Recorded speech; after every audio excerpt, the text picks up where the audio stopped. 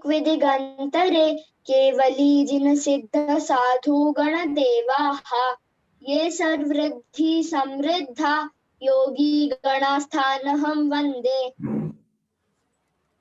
दक्षिण दिक्क विदिगंतरे केवली जिन सिद्ध साधु गण देवाः ये सर्वृद्धि समृद्धा योगी गणास्थानहं वन्दे। पश्चिम दिक्क विदिगंतरे केवली जिन सिद्ध साधु गण देवाः ये सर्वृद्धि समृद्धा योगी गणास्थानहं वन्दे। उत्तर दिक्क विदिगंतरे केवली जिन सिद्ध साधु गण देवाः ये सर्वृद्धि समृद्धा योगी गणास्थानहं वन्दे। ओम ओम ओम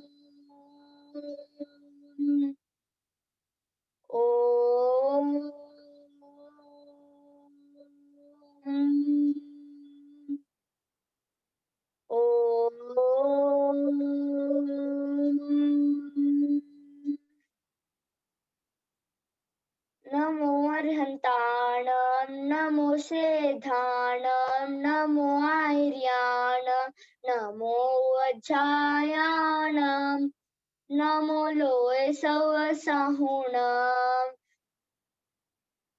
एसो पंच नमो अरो सवपावपणासनो मंगलानं च सव्वेशं पडमं हवै मंगलम् चत्तारि मंगलम् अरिहन्ता मंगलम् सिद्धा मंगलम् साहू मंगलम् केवली पन्नतो धम्मो मंगलम् चत्तारि लोगोत्तमा अरहन्ता लोगोत्तमा सिद्धा लोगोत्तमा साहू लोगोत्तमा केवली पन्नतो धम्मो लोगोत्तमो चत्तारि शरणं पवज्झामि अरहन्ते शरणं पवज्झामि सिद्धे शरणं पवज्झामि साहू शरणं पवज्झामि केवली पन्नतं धम्मं शरणं पवज्झामि। जय जिनेन्द्र।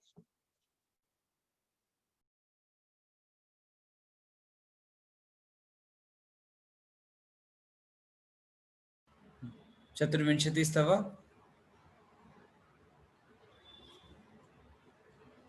मनोरमा आंटी जी।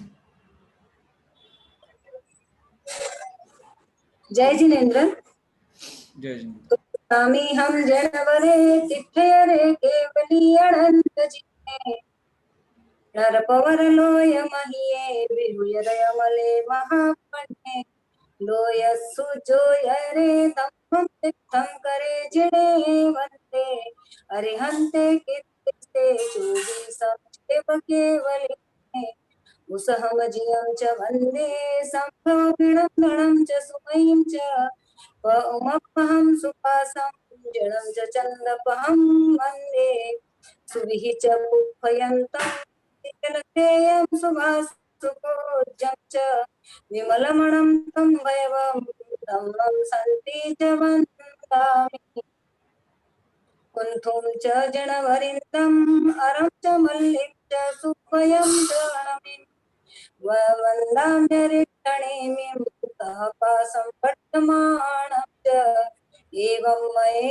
अभिद्धुता विहुयर्मलापहितजरमरणा चौबीसंपि जनवरा तिथयरा मे पसीयन्तु कित्तिय वन्द्य महिया एदे लोकोत्तमा जिना सिद्धा आरोग्यणानलाहं समाहि च मे बोहि चंदेहि निम्मलयरा आई यच्चहिं अह्यापया संता सायरमीव गंभीरा सिद्धा सिद्धिं ममादि सन्तु।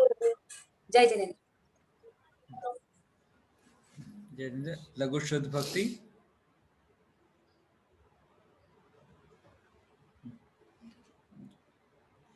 हैंड रेस कर सकते हैं जिनको बोलने की भावना हो।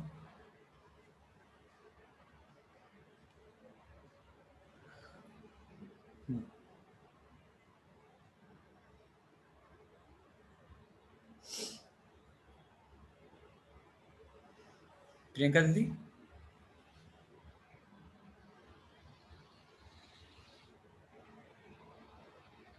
कोटीनां द्वादशशतमष्टा पञ्चाशतं सहस्राणां लक्षत्रशीतिमेव च पञ्च च वन्दे श्रुतपदानि अर्हन्त भाषयर्थं गणहरदेवं दन्त्यं सम्मं प्रणमामि भक्तियुक्तो सुदनानमहो वहिं शिरसा इच्छामि भन्ते सुदभक्ति कायो सद्गो कौ तस्त आलोचेयम् अंगो वंग परिणये पाहुरे परियम सुत पड़माणी ओग पोग गए तुलिया चेव सुत्थई हुई धम्मम कहायम नित्य कालम अंचेमी पूजेमी वंदामी नमस्सामी दुख खाओ बोहिलाओ सुगई गमनम समाहि मरणम जिन संपत्ति हो मध्यम।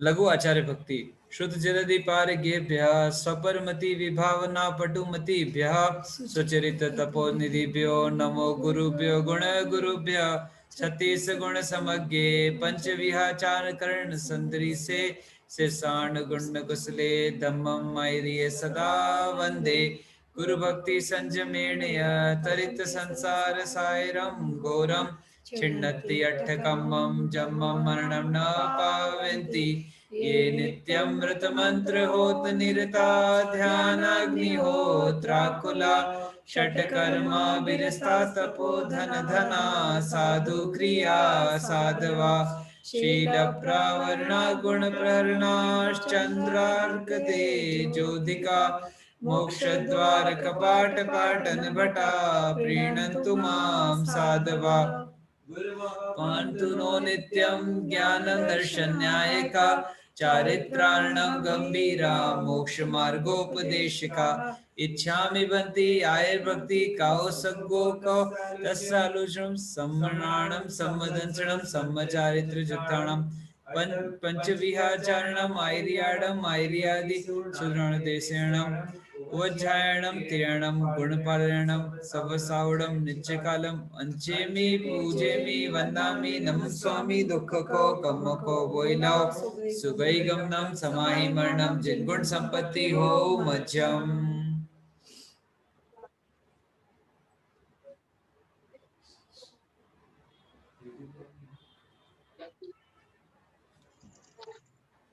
जय जिनेन्द्र हो गया ना।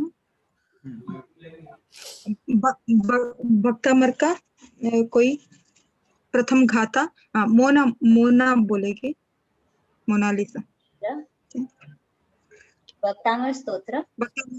हाँ, प्रथम गाथा श्लोक। भक्तामरा प्रणत मौलिमणि प्रबाणा द्योतकं दलित पापतमो वितानं सम्यक् प्रणम्य जिनपादयुगं युगाद पालम्बनं भवजले पततां जनानाम्। कल्याण मंदिर किसी को आता है? कल्याण मंदिर प्रथम श्लोक कोई बोलना चाहते हैं? कोपि वदन्ति वा कल्याण मंदिरस्य प्रथम श्लोकः कोपि जानन्ति ना? यशस्वती जी, आपको मालूम है कल्याण मंदिर का प्रथम श्लोक? नहीं मालूम है?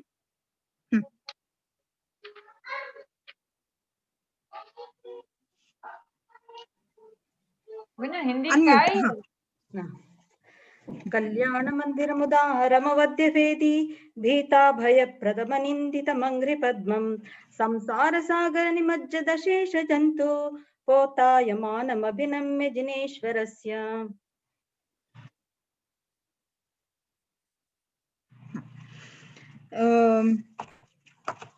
आप सभी लोग जो कल्याण मंदिर को लिखे कुमुदचंद्र आचार्य और जो भक्तामर को लिखे मानतुंग आचार्य, इनके कहानी को आप सब लोगों ने पढ़े होंगे।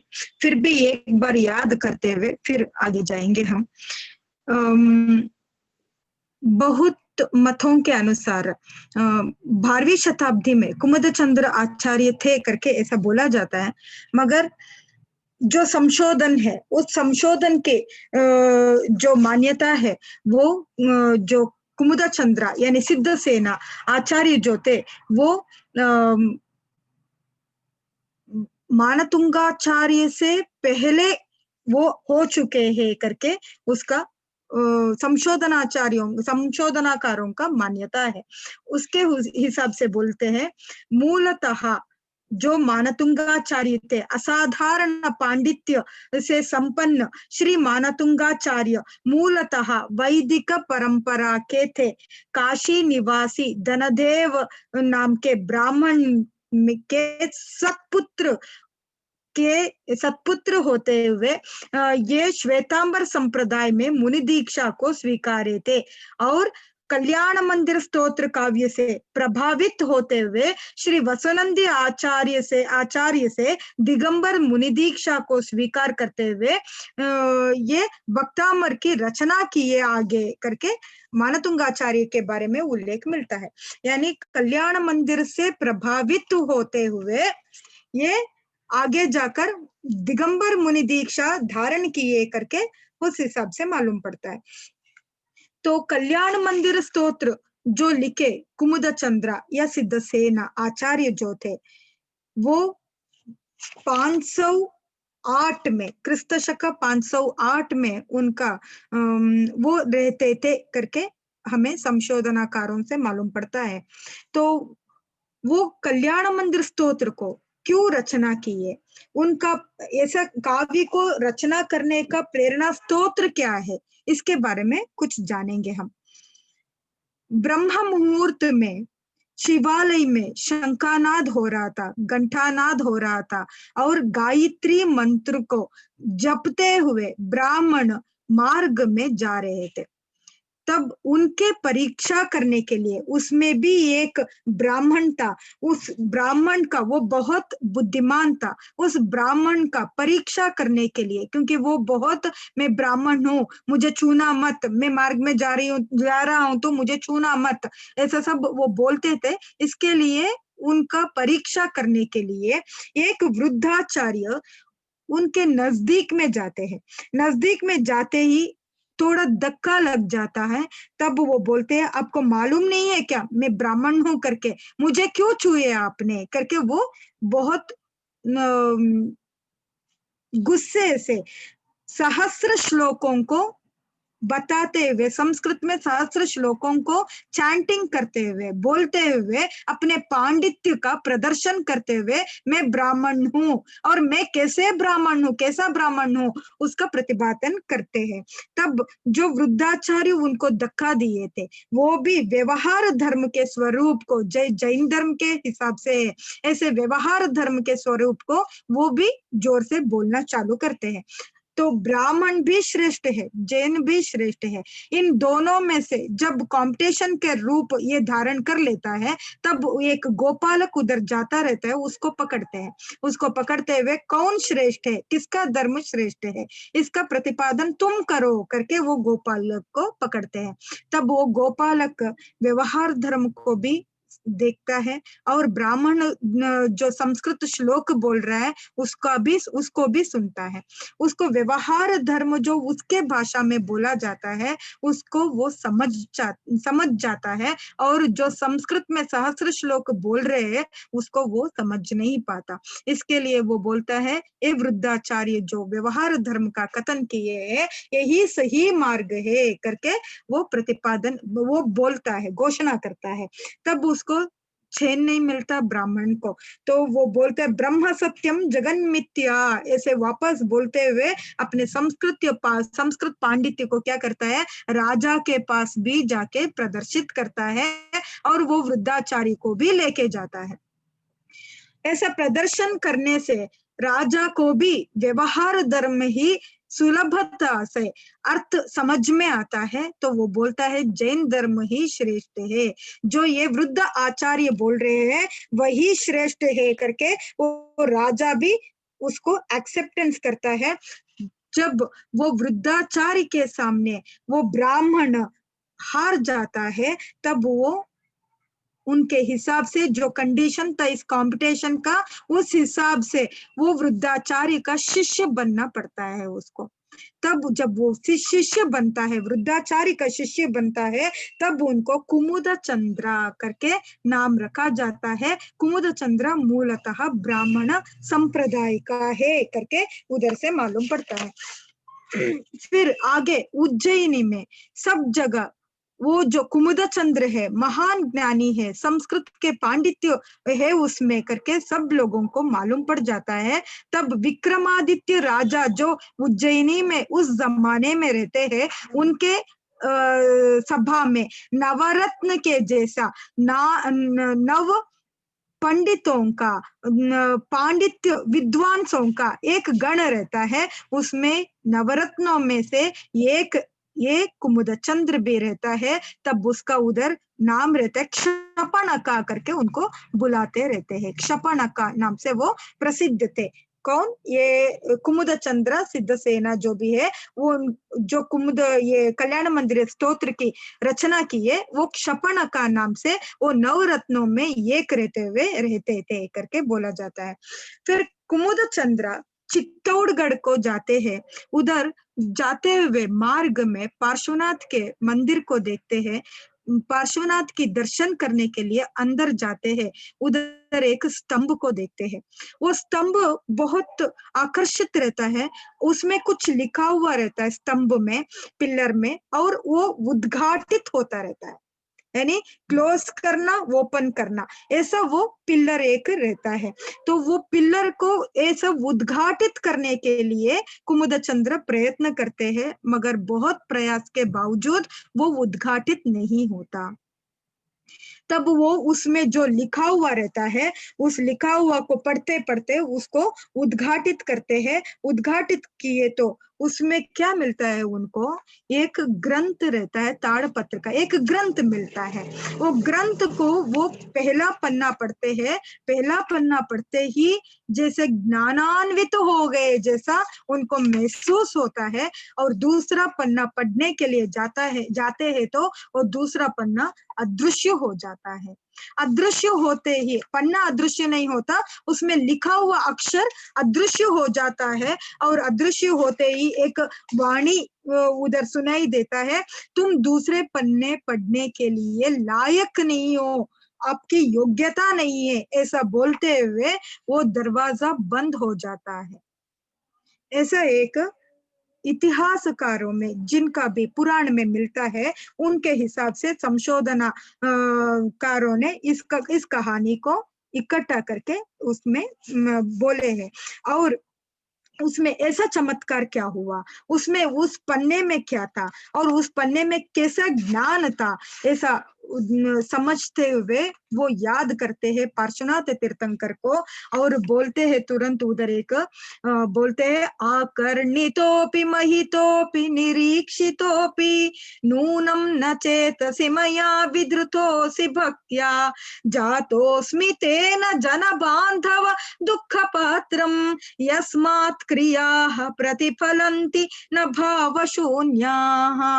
वो पहले पन्ने से उनको जो ज्ञान मिला था, उस ज्ञान को लेते हुए ऐसे एक कल्याण मंदिर का 38 श्लोक जो है, उस श्लोक को सबके सामने वो बोलते हैं। सबके सामने उसका अर्थ ऐसा रहता है, हे जगबांधव, पहले किन्हीं जन्मों में मैंने यदि आपका नाम भी सुना हो, आपकी पूजा भी की हो तथा आपका दर्शन भी किया हो, तो यह निश्चय है कि मैंने भक्ति भाव से आपको अपने हृदय में कभी भी धारण नहीं किया, इसलिए तो अब तक इस संसार में मैं दुखों का पात्र ही बना रहा, क्योंकि भावरहित क्रियाएं फलदायक नहीं होती। इसके लिए मुझे दूसरा पन्ना देखने को नहीं मिला। ऐसे वो पश्चाताप करते हुए ऐसे श्लोक को जोर से वो बोलते हैं। वो जहाँ बोले थे वो ओमकारेश्वर महाकालेश्वर के प्रांगण में वो बोले थे। उधर शैव और शाक्त संप्रदाय के लोग इकट्ठा हुए थे। तब वैदिक चमत्कार, वैदिक यौगिक युग था, और चमत्कार में वो अतिशय देखते थे और उतना पांडित्य वो दर्शाते थे, मगर उस चमत्कार शैली में भी उनका अहंकार रहता था। इसके लिए उनसे भी क्षपणक विक्रमादित्य राजा के बहुत नजदीक थे, बहुत यानी मित्र थे, तो ऐसे कैसे हुआ, उसको प्रतिपादन करना जरूरी है करके वो सब लोग, दूसरे लोग उनको बहुत जोर देते हैं। तब कपिल ब्राह्मणा करके एक विद्वान रहता है, वो बोलता है शपनक शिव को नमस्कार नहीं करता। ऐसा है तो अपने आत्मा में तल्लीन रहना चाहते हो तो उस आत्मा का वैभव को हमें भी दर्शाओ, कुछ चमत्कार हमें भी दिखाओ करके वो बोलते हैं।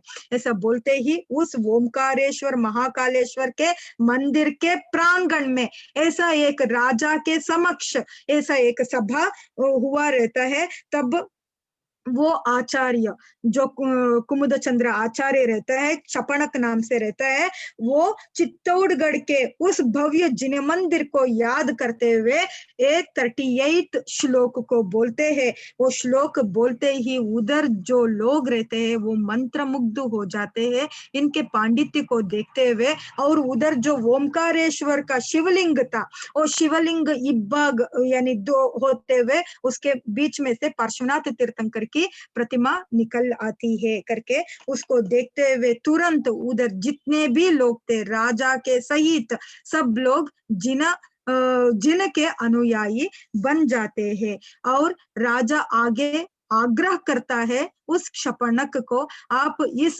श्लोक को पूरा करो, यानी इसका पूरा विवरण दो करके पूछते हैं। तब ये कल्याण मंदिर स्तुति को वो रचना करते हैं करके ऐसा मालूम पड़ता है। और इनका नाम ये श्वेतांबर के आचार्य संप्रदाय में भी कल्याण मंदिर मान्यता रखता है और दिगंबर संप्रदाय में भी मान्यता रखता है।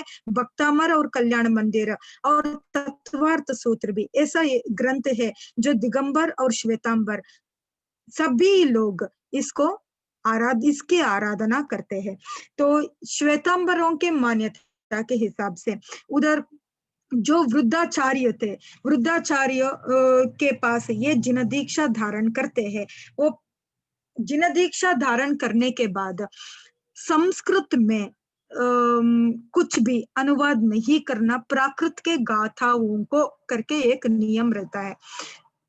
सब लोग उस समय संस्कृत का बहुत पांडित्य दर्शाने का समय रहता है, तब सब लोग संस्कृत में बहुत अच्छे अच्छे श्लोक को बताते हुए अपने पांडित्य के प्रदर्शना करते रहते हैं।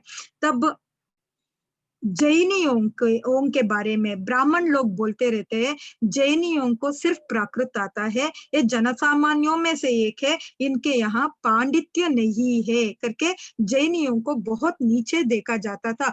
तब सिद्धसेन दिवाकर जो कुमुदचंद्र के नाम से प्रसिद्ध है, वो अरे हम भी पांडित्य रखते हैं, हमारे पास भी ऐसा विद्वत्ता है दर्शाने के लिए वो पंच नमस्कार मंत्र को संस्कृत में लिखते हैं। उसको देखते हुए उनके आचार्य बोलते हैं हमें संस्कृत नहीं आता करके नहीं है, मगर जो अरिहंत वाणी है उस वाणी प्राकृत में, वह वाणी प्राकृत में है, वो संस्कृत में भी वो बोल सकते थे, मगर वो अर्धमागधी को अपनाते हुए ऐसे उनके वाणी खिरा था। ऐसा क्यों हुआ था? क्योंकि जनसामान्यों तक ये पहुंचना चाहिए करके उनका आशा था, इसके लिए हुआ था। संस्कृत का पांडित्य नहीं है करके ऐसा नहीं है, मगर हम क्या करना चाहिए, हमें क्या करना चाहिए, आत्म का उद्धार करना चाहिए, पांडित्य प्रदर्शन करने में हमें उतरना नहीं चाहिए।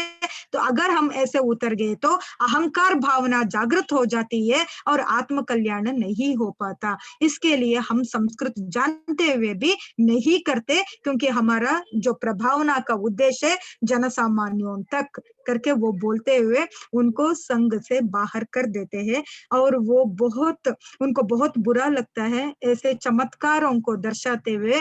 वो सब जगह घूमते रहते हैं, अरे मेरा शिष्य इतना बुद्धिमान है और ऐसा दुर्मार्ग में जा रहा है करके उसको वापस बुलाने के लिए आचार्य ने एक उपाय सोचते हैं।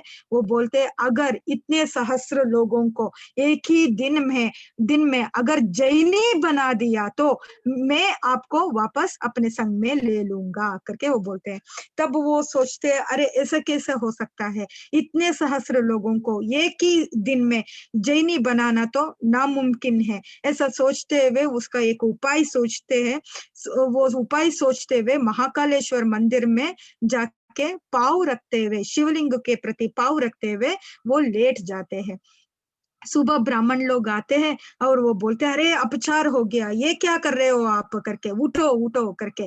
मगर कितना उठाने के प्रयास किए तो भी ये उठते नहीं है। तब चावटी से, उसको क्या बोलते हैं हिंदी में चावटी, कन्नड़ा में चावटी, हिंदी में क्या बोलते हैं, वो एक मारने का एक रहता है ना, डंडा नहीं, डंडी नहीं, और एक रहता है ना चाबुक, चाबुक, चाबुक, चाबुक, चाबुक से वो मारने लगते हैं। इधर चाबुक से मार रहे हैं, उधर रानीवास में रानी में लोग जोर जोर से आक्रोश यानी छींकना के चित्कार शुरू करते हैं। उनके शरीर में इधर चाबुक से मारा हुआ निशाना रानियों के शरीर में पड़ता रहता है। और तब महाराजा पूछता है अरे ये क्या हो रहा है करके, कुछ गादी के नीचे कुछ तो नहीं है, बेड के नीचे कुछ तो नहीं है, इसके वजह से मार खा गया करके पूरा निकाल के देखे तो कुछ भी नहीं है। फिर उनका राजा का जो वासस्थान था, उधर का जो विंडो था, खिड़की था, खिड़की में से डायरेक्ट शिव काल मंदिर दिखता था।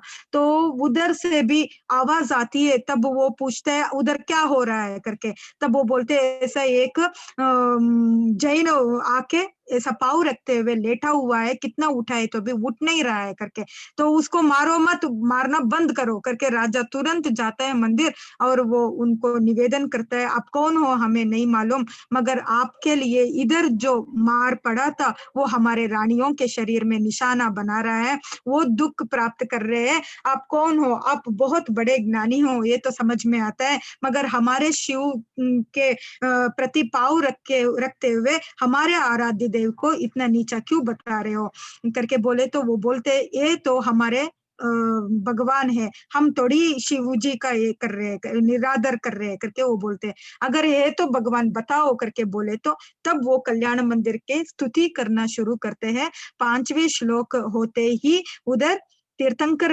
भगवान की प्रतिमा, वो शिवकाल की जो लिंग रहता है, लिंग के बीच में से निकल के आता है करके बोलते हैं। अभी भी वो मूर्ति मौजूद है, नीचे बेसमेंट में उस मूर्ति को रखा हुआ है करके बोला जाता है। जो भी शिवकालेश्वर मंदिर जाते हैं उधर थोड़ा ब्रेक अगर अच्छे से देखेंगे तो वो ब्रेक दिखाई देता है, जो 2 भाग हो चुका था स्टार्टिंग में, जो वो किनारे में होता है ना, वो 2 भाग हुआ वो देख सकते हैं करके बोला जाता है।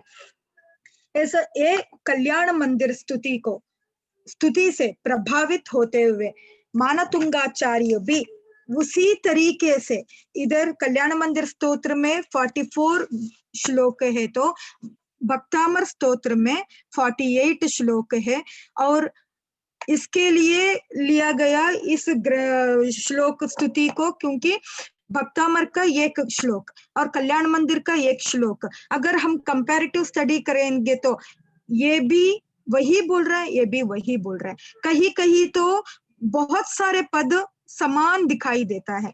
तो कितना प्रभावित होते हुए मानतुंगाचार्य ने भक्तामर की रचना की है।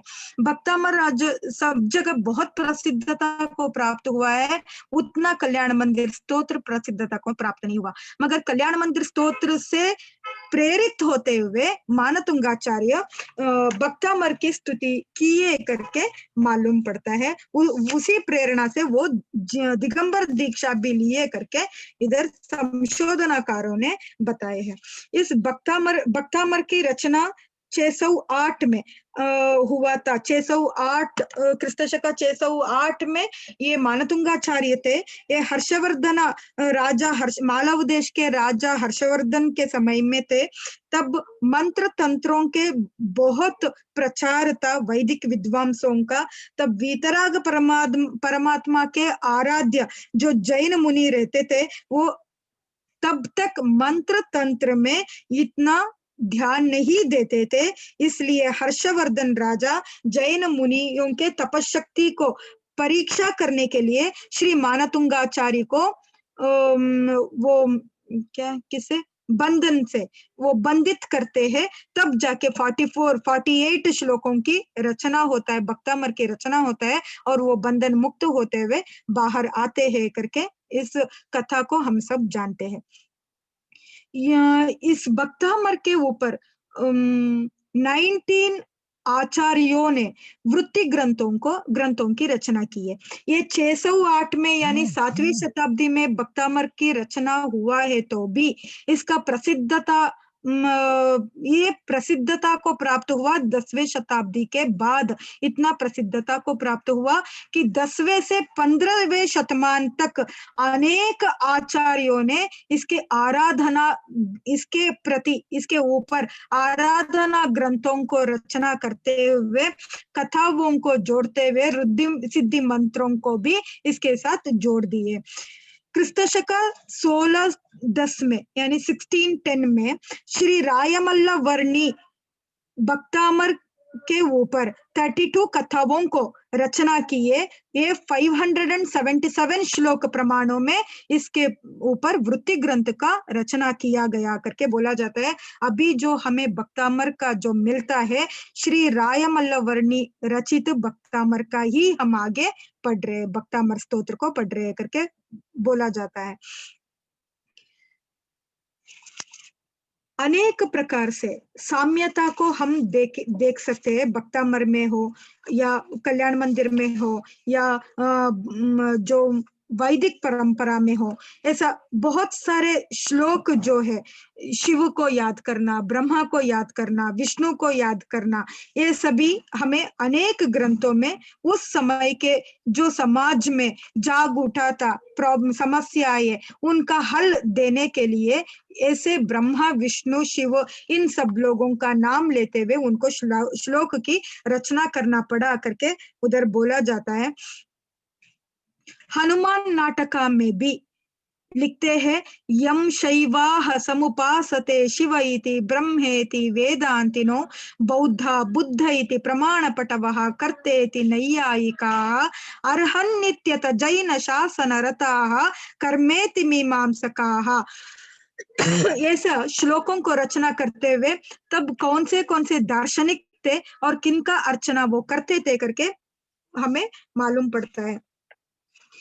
ये भक्तामर के ऊपर जो कथाएं रचना अभी तक हमें प्राप्त हुआ है, वो 11वीं शताब्दी के चंद्र सूरी कृत प्रभावक चरिता में इनका कथा मिलता है, और श्री मेरुतुंग मुनि प्रणीत प्रबंध चिंतामणि में यह कथा मिलता है। ऐसे ही गुणाकर सूरी इत्यादि रचित वृत्तियों में इनके कथा मिलता है। जो प्रभावक चरिता में प्रभाचंद्र सूरी जो किए रचना किए हैं, इनके कथा को लिखे हैं, उसके हिसाब से वाराणसी नगर में श्री हर्षा करके एक राजा था। उस नगर में ब्रह्म क्षत्रिय जाति के धनदेव नाम के एक विद्वान था। उनका बेटा ही मानतुंग है। वह मानतुंग दिगंबर साधुओं से धर्मोपदेशना को सुनते हुए वैराग्य को प्राप्त किया और माता पिता का आज्ञा के अनुसार वो दीक्षा धारण किया। उनको चारुकीर्ति और महाकीर्ति करके नाम से उनको बुलाते थे। मानतुंग के मामा के नाम धनदेव था, वह श्वेतांबर था। उनके घर पर एक बार आमंत्रण मिलने पर आहार के लिए दिगंबर दीक्षित जो मानतुंग था वह गया। उनके पास जो कमंडल था, उस कमंडल के जल में समूर्छना जीव तैर रहे थे। उसको देखते हुए उनके जो सांस रहती है, मामा के मामी को क्या बोलते, सांस नहीं बोलते, मामी ही बोलते हैं ना जो भी है, हाँ, मामा के जो वाइफ रहती है वो पूछती है, ऐसे समूर्छन जीव इधर उत्पन्न हुआ है आपके कमंडल के पानी में, आप फिर भी इसका उपयोग कर रहे हैं, ऐसे कैसे हुआ करके वो उसके बारे में चर्चा करती है। उसको सुनते हुए वो श्वेतांबर गुरु से जिन दीक्षा को ले लेता है, तब जिनसिंह सूरी करके इनका नाम रखा जाता है। मानतुंग सूरी नाम से यह अभी भी श्वेतांबर परंपरा में इनका नाम प्रसिद्ध है करके वो प्रभावक चरिता में प्रभाचंद्र सूरी जो कथा लिखे हैं उससे मालूम पड़ता है।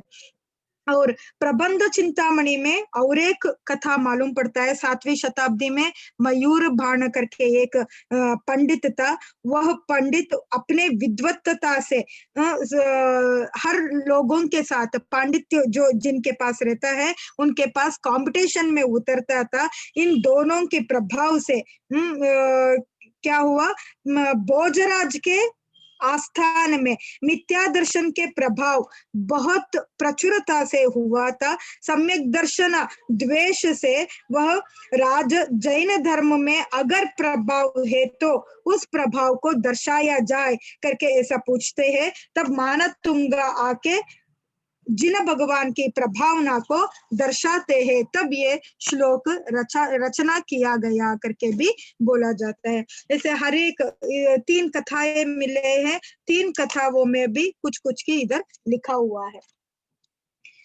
तो ऐसे देखा जाए तो जो कल्याण मंदिर स्तोत्र है और भक्तामर स्तोत्र है, यह दोनों श्वेतांबर और दिगंबर दोनों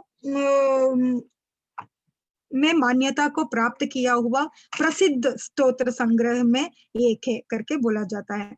तो हम पहले कल्याण मंदिर को देखेंगे, क्योंकि कल्याण मंदिर की रचना पहले हुआ था, तो इसके लिए कल्याण मंदिर को पहले देखेंगे।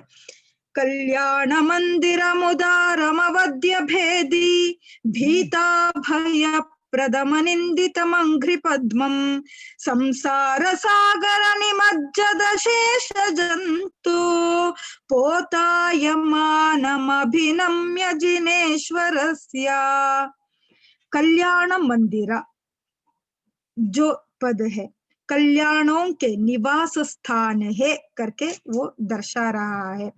कल्याणों के निवास स्थान यानी पंच कल्याणों के निवास स्थान करके बोला जाता है, या मंगल जो भी करते हैं उसके लिए मंगल के लिए ये निवास स्थान है करके वो वैसा भी बोला जाता है। यानी कल्याणों के मंदिर, कल्या यानी कल्ये प्रातः अन्यते शब्दायते इति कल्याणम करके बोला जाता है। यह मंगलाष्टक स्तोत्र में भी आया हुआ था, तब बोली थी पंच कल्याणों के बारे में। कल्य यानी प्रातः काल, अन्यते यानी शब्द होना, यानी प्रातः काल में जो देवदुंदुभी बेरीताड़ना इत्यादि शब्दों से जो पूरा लोक गुंजायमान उठा था, या उस प्रदेश जहां पर कल्याण हुआ था, गर्भावतरण कल्याण, जन्माभिषेक कल्याण, दीक्षा कल्याण, निर्वाण कल्याण, केवल ज्ञान कल्याण, निर्वाण कल्याण, ऐसा जिस जगह पर हुआ था उस जगह पर सुबह देवदुंदुभी और घंटानाद ऐसे सब नादों से प्रातः काल में जो शब्द हुआ था उस शब्द को जिन्होंने सुने थे उसको उनके जीवन में वह प्रातः काल कल्याणमयी हुआ था। यानी वो शब्द जो सुने थे उस सुनने से, यानी घंटा, अभी हम घंटा को ऐसा घंटा बजाएंगे तो उससे मालूम पड़ जाता है भगवान उधर मंदिर में, मंदिर खुल चुका है, पूजा हो रहा है, चलो उठो, चले जल्दी चले, है ना। और मंदिर की घंटी बजा तो अरे हाल में सो रहा हूँ, मुझे उठना चाहिए, सुबह हो चुका है। तो बहुत सारा विषयों के प्रति वो घंटा नाद जागृत कराता है। ऐसे ही उस प्रदेश में जब वो घंटानाद हुआ या देवदुंदुभी हुआ था, सिंहनाद हुआ था, तब उस प्रदेश के लोग जागृत हो गए, अरे हम क्या कर रहे हैं। तब बहुत सारे लोगों ने उस कल्याण महोत्सव में पार्टिसिपेट किए, सहभागित्व लिए और अपने आत्म कल्याण करने के लिए वो जागृत हो उठे थे। इसलिए कल्याणों के मंदिर स्थान, आवास स्थान, मंदिर यानी आवास, जहां पर अच्छाई का रहना है उसको मंदिर बोला जाता है। वो कैसा है, उदारम अवध्य भेदी करके बोल रहे हैं। ये जो कल्याण मंदिर है, कल्याण जहां पर रहता है उस स्थान कैसा है? वह उदार है, श्रेष्ठ है, उधर थोड़ा सा भी कंजूसपन नहीं है, सबके लिए अवकाश है उधर आने के लिए। जो भी आत्म कल्याण करना चाहता है वह इस स्थान में आ सकता है, सबके लिए मोस्ट वेलकम, ऐसा बोलने के जैसे उदार है, श्रेष्ठ है, इधर थोड़ा सा भी कंजूसपन नहीं है। और अवध्य भेदी, अगर जो भी इस दरवाजे के अंदर आ जाएंगे तो क्या होता है, उनके पाप कर्म जो उदय में आया है उसको भेदन करने की, नाश करने की सामर्थ्य को यह रखता है करके इसमें बताया गया है।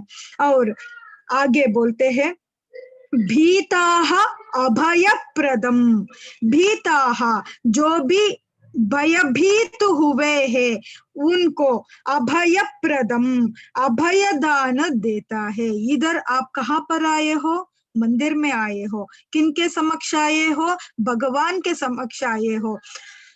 आप कहाँ पर हो? अपने आत्मा में हो। अगर जब भी आत्मा में रहेंगे, बाहर कुछ भी होगा तो उसका कुछ भी इफेक्ट नहीं होगा, क्योंकि आप अच्छाई के अंदर हो। ऐसा बोलते हुए, भीताः जो भी संसार से भयभीत हुए हैं, वैसे संसार से भयभीत हुए जीव अगर आत्मा में रमण करता है, ऐसे ही संसार में भयभीत जीव अगर जिन भगवान के शरण में जाता है, तो वैसे शरण में जब जाता है तब उसको क्या मिलता है? अभय प्रदम, अभय दान मिल सकता है उस स्थान में। अभय दान देने का आवास स्थान है वह कल्याण मंदिर। और आनिंदितम, इधर निंदा करके नहीं बोले, आनिंदितम बोलते हुए प्रशंसनीय है, ये निंदनीय नहीं है, यह प्रशंसनीय है। कैसे प्रशंसनीय हुआ? क्योंकि संसार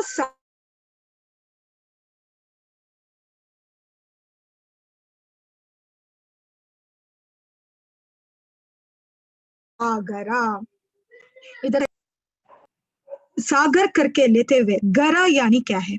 गरा यानी विष, सागर यानी गर के सहित जो है वह सागर है। इसलिए नमक की पानी है, वो सागर में क्या है? नमक भरा हुआ पानी है। नमक पानी है करके उसको किसी चीज में उपयोग में हम नहीं ले सकते, खाना नहीं बना सकते, पानी नहीं पी सकते। सागर के, समुद्र के पास जाके खड़े हुए प्यासे को भी बोतल में से पानी पीना पड़ता है। सागर में ही इतना पानी है ना, चलो पी लो करके नहीं, अपना वो जो प्यास है उसको बुझा नहीं सकता। ऐसा है सागर। और सागर कैसा? सागर जैसे क्या है? संसार है। अगर ये संसार में, यह संसार में हम पड़ गए तो संसरण करते ही रहेंगे, घूमते ही रहेंगे, घूमते ही रहेंगे, उससे ऊपर उठ नहीं सकते हम। हमें कुछ सहारा मिल सकता है तो सिर्फ जिन भगवान के सहारा, हमें वो ही हमें इससे ऊपर उठा सकता है। और कोई भी जो भी विष पान कर लिया उसको निर्विष बनाने की सामर्थ्य और किसी में भी नहीं है। इसलिए संसार सागरा, संसार करके शब्द को लिया गया। संसरणम क्रियते इति संसारः, यानी संसरण, घूमते ही रहेंगे, घूमते ही रहेंगे, कभी मुक्ति को प्राप्त नहीं करेंगे, इसलिए संसार करके बोला जाता है। और क्या है वो? विषमय है, गर के साथ है, यानी विष से भरा हुआ है। संसार रूपी समुद्र में, संसार सागर में निमज्जद शेष जंतु, निमज्जदम, निमज्जदा यानी जो डूब चुके हैं उनको, अशेष जंतु, एक भी जीव को नहीं छोड़ेंगे। ऐसे सभी जीवों के लिए ये मेरी बेटी है इसलिए इसको मैं 98 मार्क्स दूंगी, ये मेरा बेटा नहीं है इसके लिए 96 मार्क्स दूंगी। ऐसा किसी के प्रति क्या पक्षपात, पार्शियलिटी नहीं करते हुए अशेष जंतु, एक जंतु को भी नहीं छोड़ेंगे। ऐसे जो डूबा हुआ जंतु है, जीव है, उसको पोतायमानम, पोताया यानी हल्कापन उसमें भरते हुए वह जैसे कैसे करेगा, स्विम करते हुए चला जाएगा। कितना फीट पानी है? 12 फीट पानी है। 12 फीट पानी में 6 फीट का एक आदमी गया तो वो डूब भी सकता है, मगर उसको स्विमिंग मालूम है तो वो तैरते हुए यानी ऊपर ऊपर तैरते हुए वो उससे बाहर निकल सकता है। ऐसे ही पोतायमानम शब्द यह बता रहा है ये हल्कापन को प्राप्त कर लेता है जो उस चरण के शरण में आ जाता है। नहीं तो वो डूबा हुआ नीचे रहता है। अगर वो शरण में, जिन भगवान के शरण में आ गया, कल्याण मंदिर में आ गया, तो वो हल्कापन महसूस करता है और उधर वो ऊपर तैरता है, डूबता नहीं है। निमज्जदा बोलते हुए डूबा हुआ को, डूबे हुए जीव को बताए। और डूबे हुए जीव को क्या मिल गया? एक सहारा मिल गया जिन भगवान का। तब वो डूबा हुआ जीव क्या हुआ? ऊपर उठ के आया और ऊपर तैरना शुरू किया। तैरना शुरू करते हुए वो समुद्र को पार भी कर लेगा। इसलिए उधर शब्द का प्रयोग किए है पोतायमाना। जो डूबा हुआ जीव है उसको जहाज के समान, जहाज हमेशा तैरता है, डूबता नहीं है। जिनेश्वरस्या, जिनेश्वर भगवान के अंग्रि पद्मम, इधर अंग्रि यानी चरण, पद्मम उस चरण को पद्म के साथ तुलना किया हुआ है। क्यों पद्म के साथ ही तुलना करते हैं, दूसरे चीजों के साथ क्यों? बहुत सारे पुष्प है, बहुत सारे सुकोमल पुष्प है, बहुत सारे उत्कृष्ट पुष्प है, सुगंधित पुष्प है, फिर भी हमेशा जिन भगवान के चरण को पद्म के साथ ही क्यों तुलना किया जाता है? क्योंकि वह पद्म, पद्म यानी उस शब्द में ही उसका अर्थ भी मौजूद है। ये अमनिष्ट द्योतक है, ये अनिष्ट कारक नहीं है। जो भी अनिष्टता हुआ है उसको नाश करने का ये सामर्थ्य रखता है, शक्ति रखता है। इसके लिए पद्म हमेशा कीचड़ में ही होता है और कीचड़ से अलग रहता है। ऐसे ही शरीर में रहते हुए भी आत्मा स्वतंत्र अलग रहता है। ये दर्शाने के लिए अंग्री चरण को हमेशा पद्म के साथ तुलना किया जाता है। ऐसे चरण कमल को अभिनम्या में नमस्कार करते हुए करके बोलते हुए द्वितीय श्लोक का आरंभ वो करते हैं। यानी कल्याण मंदिर यानी क्या है? पापों को नष्ट करने वाला एक वासस्थान है और सांसारिक दुखों से भयभीत जीवों को अभय देने में प्रशंसनीय है। और पाप के भार से संसार समुद्र में जो डूबा हुआ है, ऐसे समस्त जीवों को, एक को भी नहीं छोड़ेंगे, समस्त जीवों को पार लगाने में पोत के समान है ना, जहाज के समान है। ऐसे 3 क्वालिटीज कहाँ पर है? कल्याण मंदिर में है करके बोला जाता है। इसके लिए वह कल्याण मंदिर कौन सा है? जो जिन भगवान के चरण कमल है वही कल्याण मंदिर है। अगर उसके शरण में आप आ गए तो, उसको आप नमन कर लिए तो आप कम भवों में इस संसार से पार हो सकते हो करके बहुत सुंदर से कल्याण मंदिर के प्रथम श्लोक की रचना कुमुद चंद्र आचार्य ने किए हैं। ऐसे ही टाइम 3 मिनट रह गया। ऐसे ही भक्तामर का प्रथम श्लोक में भी बोला जाता है, भक्तामर प्रणत मौलि मणि प्रभाणाम उद्योतकम दलित पापतमो वितानम सम्यक प्रणम्य जिनपाद युगम युगादा वालंबनम भवजले पतताम जनानाम। कल्याण मंदिर बोल दिए प्रथम श्लोक, इसलिए भक्तामर इजी हो जाएगा। उसमें क्या बोल रहे हैं? भक्त अमर प्रणत मौली मणि प्रभानाम। भक्त कौन है? भक्त इनका अमर, अमर यानी किनको बोला जाता है? जो हमेशा यौवनावस्था को प्राप्त किए हुए है। अमरा यानी यौवन वृद्धावस्था को प्राप्त नहीं करते। ऐसा नहीं अमरा यानी हमेशा वो जिंदा ही रहते हैं करके, उस पर्याय में ही रहते हैं, ऐसा बात नहीं है। जो यौवनावस्था में शक्तिशाली, हमेशा यौवनावस्था में रहते हैं, उनको अमरा यानी देवलोक। प्रणतम वो प्रणाम कर रहे हैं, किसके ऊपर प्रमाण कर रहे हैं? प्रणाम कर रहे हैं मौली मणि प्रभाणम। जब वो प्रणाम करते हैं तब क्या हुआ है? मौली किरीट में जो मणि है उसके प्रभा उनके चरण में पड़ रहा है। उससे क्या हुआ है? उद्योतकम, उद्योतकम यानी उद्योता और ज्यादा प्रकाशित करते हुए। दलित पाप तमोवितानम, जो भी पाप हुआ है, पाप कैसा रहता है?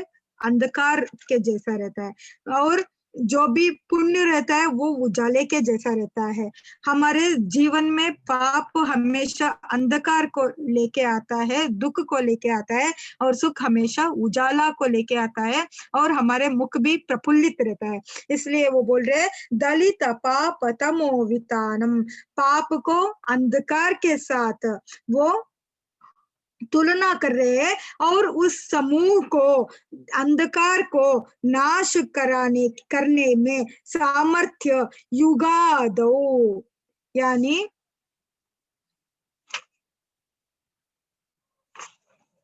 चतुर्थ काल के आरंभ में भव जले, संसार जैसे पानी में, जले पानी में, पथताम जो डूबा हुआ है, गिरा हुआ है, जनानाम जनों को, आलंबना आधारभूत। कल्याण मंदिर में भी समान शब्दों को, समान अर्थ को यूज किए हैं। आलंबना आधारभूता क्या है? जिनपादयुगम, जिनेश्वर के चरण द्वयम। सम्यक उसको मैं अच्छी तरह से प्रणम्या नमस्कार करते हुए, उधर फुल स्टॉप नहीं किए, दूसरे श्लोक में लेके जाते हैं। यानी इधर क्या बोल रहे हैं? आप तुलना करके देखेंगे तो कल्याण मंदिर में भी आवास स्थान है ये करके बोलते हैं। किन के लिए? जो संसार के दुखों से भयभीत हुए हैं उनके लिए आवास स्थान है करके बोलते हैं। और उनको क्या कर रहे हैं? पाप के भार से संसार में संसार नाम के समुद्र में डूबते हुए जीवों को पार लगाने में सामर्थ्य है ये कल्याण मंदिर। और इधर क्या बोल रहे हैं? वह चरण युगल के आलंबन हम अगर लेंगे तो इधर भी क्या बोले? जिनेश्वरस्य अभिनम्य अंग्रि पद्मम। इधर क्या बोले? उनके पाद पद्म, जिनेश्वर के चरणों को जिनपाद युगम बोले तो इधर बोले है अंग्रि पद्मम। दोनों जगह उनके चरण कमल ही हमें उस संसार दुख से पार कर सकता है, करा सकता है। यह बात को अगर अर्थ देखेंगे ना, तात्पर्य देखेंगे ना, कल्याण मंदिर के तात्पर्य और भक्तामर के तात्पर्य समान दिखाई देता है। उधर क्या कैसे बोले? उनके जो मुकुट में मणि जो है वह मणि से अधिक कांति युक्त हुआ है ना। और वह कांति क्या किया है? उधर जो भी बैठे हैं समावसरण में, उन सब के अंधकार जो मन में है उसको हटाकर उधर प्रकाश को दे रहा है। तब वो क्या किए? उस चरण युग के आलंबन प्राप्त किए। ऐसे आलंबन जो भी प्राप्त किया वह संसार में डूबेगा नहीं, तैरेगा, है ना। ऐसे बताते हुए आप जिनपाद युग के शरण में जाओ करके प्रथम श्लोक कल्याण मंदिर का और भक्तामर दोनों का ये अर्थ समझा रहे हैं। यानी एक दूसरे का सहारा लिए है या एक दूसरे से प्रभावित होते हुए यह श्लोक की रचना किया हुआ है करके यह स्पष्ट मालूम पड़ता है। और जो भी जिनेश्वर के पाद युगलों में शरण को प्राप्त करते हैं, रक्षणा को प्राप्त करते हैं, वो बहुत कम भवों में ही अपने संसार से, जो संसार में डूबे हुए हैं, उसमें तैरना शुरू करते हैं और उससे भव पार कर लेते हैं, संसार से पार कर लेते हैं। यह स्पष्ट होता है। समझ में आया? किसी को कुछ संशय है? नहीं ना? समय हो चुका है। समाधि भक्ति। गुरुजी को म्यूट कीजिए। समाधि भक्ति कौन बोलेंगे? समाधि भक्ति है संगीता जी, विनोद जी। समाधि भक्ति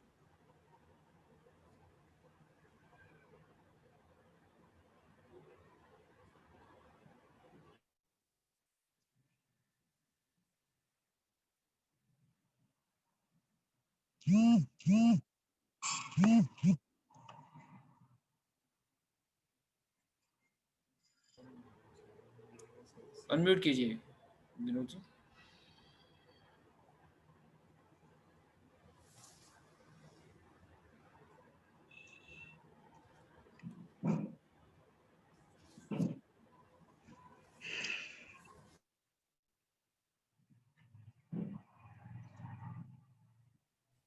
क्या हुआ?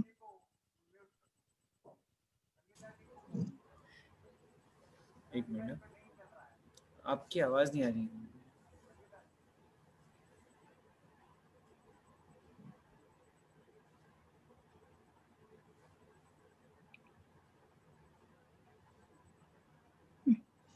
पद्मिनी जी बोलना चाहते हो? हाँ, संगीता जी बोलिए ना।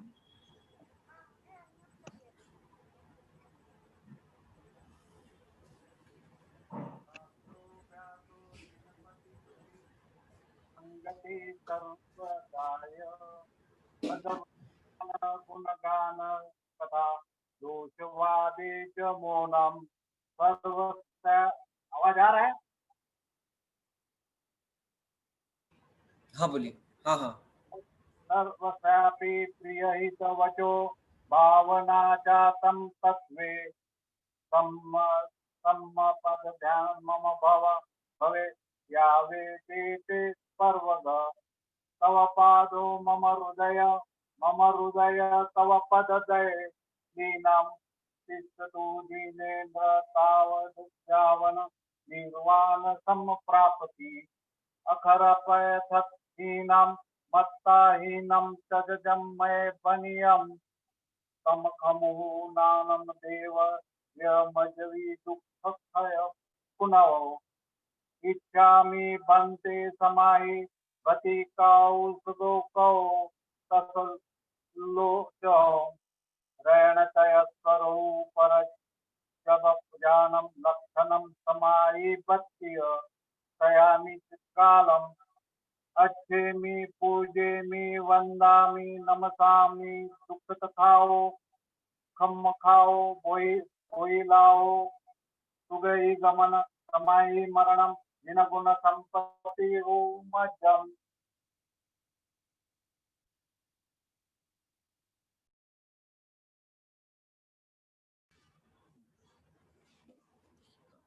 प्रियंका दीदी जयकारा।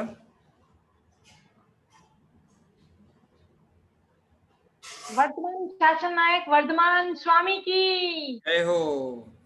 द्वासंग में जिनवाणी माता की जय हो। अढ़ाई द्वीप में 3 कम 9 करोड़ मुनिराजों की जय हो।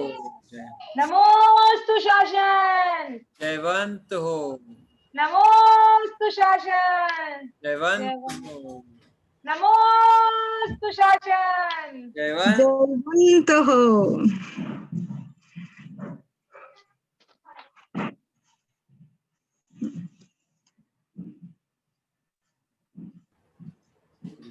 हाँ दीदी, क्लास का विसर्जन करें गुरुजी। बहुत सुंदर दीदी को धन्यवाद एक बार फिर से। हाँ गुरुजी आप बोल दीजिए। दीदी हैं